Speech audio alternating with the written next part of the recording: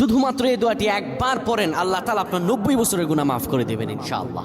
আপনার 90 বছরের গুনাহ মাফ হয়ে যাবে যদি মাত্র এই দোয়াটি যদি একবার পড়তে পারেন। আপনার ভাগ্য খুলে যাবে, রিজিকে বরকত আসবে, মনের ন্যাক আশা পূরণ হবে, আল্লাহ আপনার সব দোয়া কবুল করে দিবেন। সুবহানাল্লাহি ওয়া বিহামদি। এত ফজিলত, এই দোয়াটা আপনারা শেয়ার করে দিবেন। এই যুবকেরা, আমল না করেও সওয়াব পাবা। তোমার একটি শেয়ারে, একটা বাটনে প্রেস করে তুমি সওয়াব পেয়ে যাবা। কারণ তুমি আমল না করো, অন্য কেউ যদি তোমার শেয়ারের বদৌলতে আমল করে সওয়াব তুমি পেয়ে যাবা। নবীজির হাদিস। আমার ভাইয়েরা, আল্লাহর কাছে দোয়া করা, আল্লাহর কাছে দোয়া চাওয়া, এটি হলো মুমিনদের কাজ। আমার আল্লাহ বান্দাকে বলেন, বান্দারে উদউনি আস্তাজিব লাকুম, আমার কাছে চাও, আমার কাছে চাইলে আমি আল্লাহ তোমাকে দিয়ে দিব। কেউ যদি একবারে দোয়াটি পড়তে পারে, দোয়াটি হলো রব্বি ইন্নী যালামতু নাফসি ফাগফিরলি।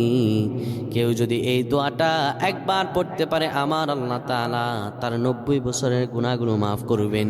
কবিরা গুনাহ নয়, সেটি হলো সগীরা গুনাহ।